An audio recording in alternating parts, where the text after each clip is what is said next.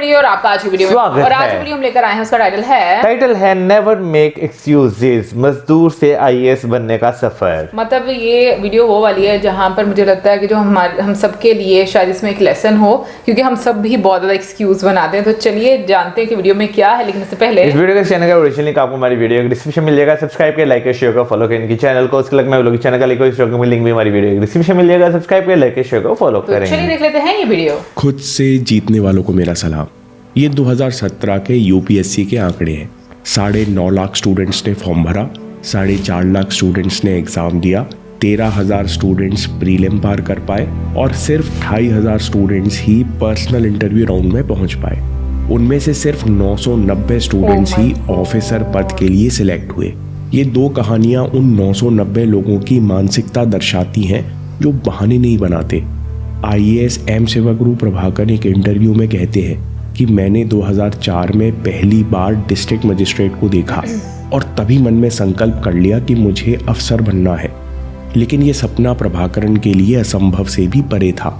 एक तो वे पिछड़े गांव में रहते थे, दूसरे उनके पिता काम छोड़कर दिन रात शराब पीते, जिस कारण घर में पैसे की तंगी रहती। माँ और बहन दिन में खेत में काम करती और शाम को नारियल के पत्तों से टोकरियां बनाकर बाजार में बेचती, जिससे किसी तरह घर का काम चलता। प्रभाकरन स्कूल जाते और घर आकर खेत पर काम करते। आर्थिक तंगी और घर के खराब हालतों के कारण 12th के बाद उन्होंने पढ़ाई छोड़ दी। 4 साल खेती की और आरा मशीन ऑपरेटर के रूप में फैक्ट्री में भी काम किया। इन 4 सालों में उन्होंने अपने भाई की पढ़ाई और बहन की शादियों के लिए पैसे जुगाड़े। फिर समय मिला तो इंजीनियरिंग की तैयारी करने लगे। साल 2008 में सेवाकरु प्रभाकरन को सिविल इंजीनियरिंग करने के लिए वेल्लोर के गवर्नमेंट कॉलेज में एडमिशन मिल गया। सिविल इंजीनियरिंग के दौरान प्रभाकरन ने एमटेक करने का फैसला किया। प्रभाकरन कहते हैं कि फैसला तो कर लिया, पर मेरे पास ट्यूशन फीस के पैसे नहीं थे। प्रभाकरन कहते हैं कि इंजीनियरिंग के दौरान मेरे दोस्त ने एक टीचर के बारे में बताया जो चेन्नई में सैटरडे संडे गरीब बच्चों को फ्री में पढ़ाते। मैं सैटरडे संडे पढ़ने चेन्नई जाता और रात बिताने की कोई जगह न होने के कारण वो 2 रातें स्टेशन पर ही सो जाता। फिर वेल्लोर आकर कॉलेज अटेंड करता और साथ में मोबाइल रिचार्ज आउटलेट पर पार्ट टाइम जॉब करता। इतने संघर्ष के बाद आखिरकार प्रभाकरन साहब का सिलेक्शन आईआईटी चेन्नई में हो गया। उन्होंने एमटेक में टॉप किया और उन्हें अच्छी जॉब मिल गई। दोस्तों, ये नौजवान प्रभाकरन के जीवन का बहुत बड़ा अचीवमेंट था, जिसके बाद वो संतुष्ट होकर बैठ सकते थे। लेकिन प्रभाकरन साहब कहते हैं कि मैंने अपने सपने को ऐसे ही जाने देने के लिए तैयार नहीं था। बचपन का आईएएस बनने का सपना अब भी मेरे अंदर उफन रहा था। मैंने यूपीएससी की तैयारी शुरू की। पूरी मेहनत के बाद भी 3 अटेम्प्ट्स में सिलेक्शन नहीं हुआ। तो फिर से मैंने अपनी गलतियों को समझा, उन पर काम किया और चौथे अटेम्प्ट में 101 रैंक के साथ यूपीएससी क्वालिफाई किया। जेफ केलर अपनी किताब एटीट्यूड इज एवरीथिंग में कहते हैं कि सबसे बड़ी ट्रेजेडी इस दुनिया की है कि खराब एटीट्यूड के कारण लोग अपने सपनों को छोड़ देते हैं। अधिकतर हम लोग चलने से पहले ही ये बोलकर रुक जाते हैं कि हमारे पास सुविधाएं नहीं है। सबसे ज़रूरी सीख जो हम आईएएस प्रभाकरन से सीख सकते हैं वो है अपने सपनों को मन में ही मत मारो, लगन और कड़ी मेहनत से लगे रहो। प्रभाकरन साहब कहते हैं कि सफलता के लिए कोई लिफ्ट नहीं होती, आपको सीढ़ियाँ ही लेनी पड़ेंगी। दोस्तों, एक बार पढ़ाई छूट जाए फिर दोबारा पढ़ाई शुरू करना बहुत कठिन है। युवा सेवागुरु प्रभाकरन ने 2004 में एक सपना देखा था, फिर उसी साल उन्हें पढ़ाई छोड़नी पड़ी। अगले 4 साल उन्होंने खेती मजदूरी का काम किया, लेकिन इन संघर्षों में भी उनका सपना जीवित था। 4 साल पढ़ाई छोड़ने के बाद गवर्नमेंट इंजीनियरिंग कॉलेज में एडमिशन पाना कोई छोटी बात नहीं है। आईएएस सेवागुरु प्रभाकरन कहते हैं कि कई बार परिस्थितियां साथ नहीं देती, लेकिन आपको लक्ष्य अपने मन में जीवित रखना होता है। वे कहते हैं कि मैं हर बाधा के पहाड़ पर तब तक चोट करता हूँ जब तक वो टूट नहीं जाता। दोस्तों, बहाने ना बनाने की एक ऐसी ही कहानी है कुली की, जो आईएएस बन गया। मिलिए आईएएस श्रीनाथ से। जब यूपीएससी की तैयारी के लिए लोग कोचिंग इंस्टीट्यूट का सहारा ले रहे थे, उस समय श्रीनाथ स्टेशन पर कुली का काम करते। श्रीनाथ कहते हैं कि 1 साल की बेटी को अच्छा भविष्य देने के लिए मैंने आईएएस बनने का ख्वाब देखा, क्योंकि कुली की आमदनी मेरी बेटी को अच्छा भविष्य नहीं दे सकती थी। श्रीनाथ कहते हैं कि जनवरी 2016 में मुंबई सेंट्रल रेलवे स्टेशन पर फ्री वाईफाई लगाया गया तब मैं वहाँ कुली का काम करता और अपने स्मार्टफोन में रेलवे के वाईफाई से ऑनलाइन लेक्चर सुनता और बुक्स के PDF डाउनलोड करता ताकि बाद में मैं उन्हें पढ़ सकूं। मैंने पैसों का इस्तेमाल किताब खरीदने की जगह ईयरफोन और मेमोरी कार्ड खरीदे। किसी कोचिंग में पढ़ने के लिए लाख रुपए की फीस लगती है जो मेरे पास नहीं थे। मेरे पास जो सीमित चीज़ें थीं मैंने उन्हीं पर ध्यान लगाया। जो मेरे पास नहीं था उनके बारे में मैंने सोचा नहीं। दोस्तों, आइए श्रीनाथ ने सबसे पहले KPSC का एग्ज़ाम क्रैक किया, फिर चौथे अटेम्प्ट में UPSC का एग्ज़ाम भी क्रैक किया और एक भारवाहक का काम करने वाले व्यक्ति ने अपनी दृढ़ इच्छा शक्ति से बिना बहाने बनाते हुए भारत के सबसे कठिन एग्ज़ाम में से एक UPSC को क्रैक कर लिया। दोस्तों, अगर आपको ये वीडियो पसंद आया तो देखिए कैसे अभ्यास आपको अंदर से बदल देता है, आपकी पर्सनैलिटी, आपका बिलीफ सिस्टम और आपकी स्किल्स बदल देता है। अभी देखिए या बात के लिए सेव कर लीजिए। आपके समय से कोई वीडियो, कोई ऐप, कोई न्यूज़ कीमती नहीं है। मैं काम के किस्से लाता रहूँगा। हिम्मत, हरकत, होशियारी, हम जीतेंगे। बिल्कुल। भाई सबसे पहले तो मैं वीडियो के टाइटल की बात करना चाहूँगा, नेवर मेक एक्सक्यूजेज। और हम ऑन दी अदर साइड जब हम देखते हैं भाई हमारे पास ज़िंदगी में काम करने के बहुत सारे एक्सक्यूजेज नहीं होते, लेकिन काम ना करने के हमारे पास ढेर लगा होता है। भाई ये हो गया, ये हो गया, ये हो गया और हम ये नहीं कर पाए। और सबसे बड़ा एक्सक्यूज पता क्या होता है हमारे पास ये चीज़ नहीं है, हमारे पास वो चीज़ नहीं है, हमें फैसिलिटेट किया जाता तो हम ये कर सकते थे, वो कर सकते थे।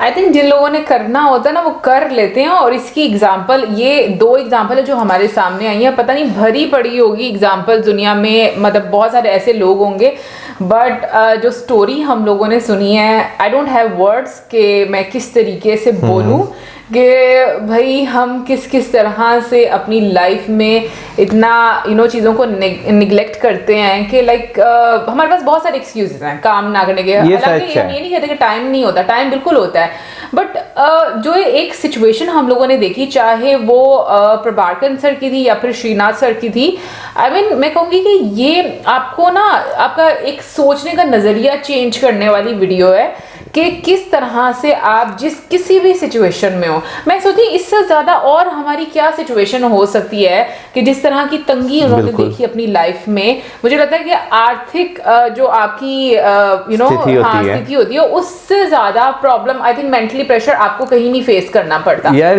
और उसमें से निकल कर आना बाहर। बिल्कुल सही बात है यार। मैं यहाँ पे ये कहना चाहूँगा, हमारे पास थोड़े से एक्स्ट्रा पैसे होते हैं ना, हमारी 100 रुपये की जरूरत है, हमारे पास 200 रुपया होता है, तो हमारा ज़हन होता है कि यार हम इसे कहाँ पर जो है ना वो खर्च करें। हम ये नहीं कहते पाकिस्तानी तरक्की नहीं करते, ये भी मैं सच भाई ये खाली पाकिस्तानियों का मसला नहीं, मेजॉरिटी इंसानों का जो है ना ये मसला है, ठीक है ना। यहाँ पे आप स्पेसिफिक ये नहीं कह सकते। इसलिए बोलती क्योंकि अभी देखो मैं इंडियंस को देखती हूँ ना, मिडिल क्लास फैमिलीज को और पाकिस्तानी मिडिल क्लास फैमिलीज को देखती हूँ, ह्यूज डिफरेंस। क्योंकि इस वीडियो में बताया गया है कि भाई आपका जो एटीट्यूड है ना वो बताता है, वो आपका गोल सेट करता है। और आने वाले टाइम में, ये तो चलो मैंने एक सार्केस्टिक वे में बात कर दी ना, लेकिन ये हकीकत है कि यहाँ पर जो मिडिल क्लास फैमिली है उन्होंने किसी शादी पर भी जाना होगा ना तो वो 10,000 रुपए किसी से उधार मांग लेंगे, और लेकिन वो अपना शोशा पूरी करेंगे कि भाई हम बड़े अच्छे से दिख रहे हैं, नए कपड़े फलाफला।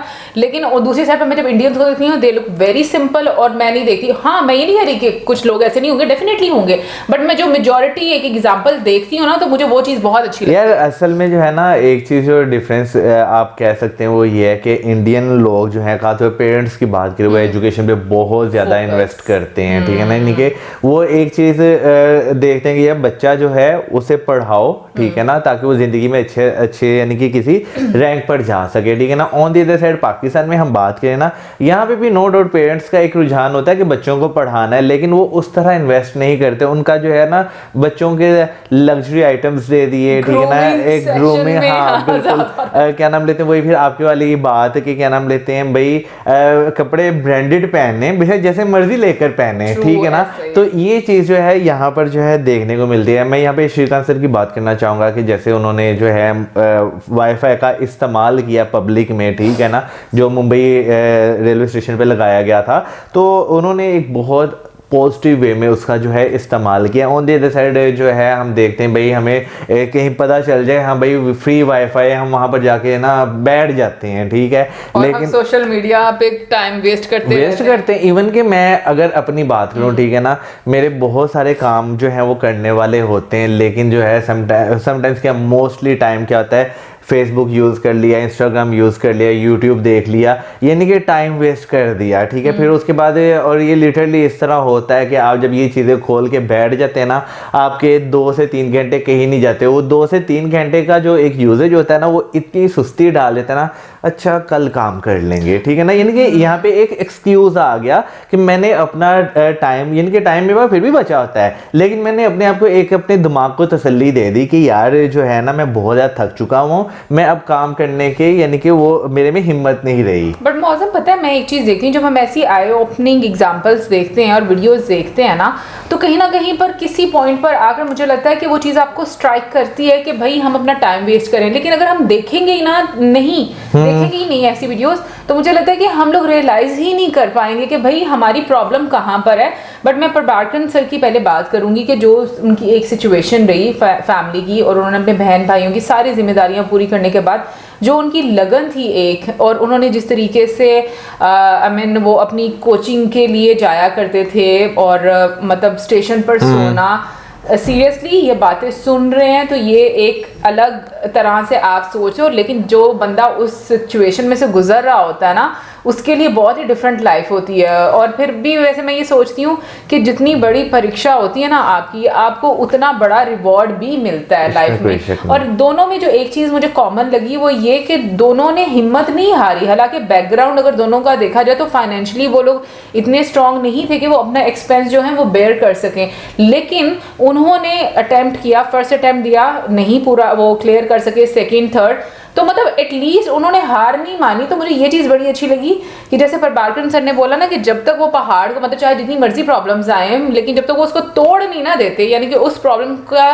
सोल्यूशन नहीं निकाल लेते, तब तक वो हिम्मत नहीं हारते। और सच में ये चीज़ें सुनना, कहना बहुत आसान है, बट जो लोग करते हैं ना, वो मैं कहती हूँ वाकई में हिम्मत वाले, और वो डिफरेंट लोग रहते हैं यार। असल में ना जब इस तरह की कोई एक हमें हमारे सोसाइटी में एग्जांपल देखने को मिलती है ना, तो एक मुहावरा कह लें जो बहुत ज़्यादा आम हमें सुनने को मिलता है कि यार उस पर तो किस्मत की देवी मेहरबान हो गई है, ठीक है ना, लेकिन हम ये नहीं देखते कि भाई अगर उस पर किस्मत की देवी मेहरबान हुई है तो उसके पीछे उसका स्ट्रगल क्या रहा है, उसने क्या क्या जो है वो काम किए हैं, ये चीज़ देखना बहुत इंपॉर्टेंट है, जिसे हम मोस्टली जो है निगलेक्ट कर देते हैं। अच्छा, वैसे और जो श्रीनाथ है ना, उनकी मुझे एक चीज बड़ी अच्छी लगी, उन्होंने बोला कि मैं अपनी बेटी को अच्छा फ्यूचर देना चाहता हूँ। तो मुझे इतना अच्छा लगा ये सुनकर, क्योंकि पता है पहले टाइम में ऐसे लोग आज के टाइम में बहुत कम है कि जो कि ये बच्चों का मतलब नहीं, स्पेशली बेटियों का, क्योंकि पता है हम लोग अपने बड़ों से सुनते थे कि बहुत बिगड़े हुए लोग भी पहले के टाइम में जब उनके घर बेटी होती थी ना, तो वो लोग सुधर जाया करते थे, इवन के शादी हो जाती थी सुधर जाया करते थे। नहीं, लेकिन बेटियों का स्पेशली ज्यादा करते थे कि बेटी होती थी ना तो वो लोग सुधर जाया करते थे।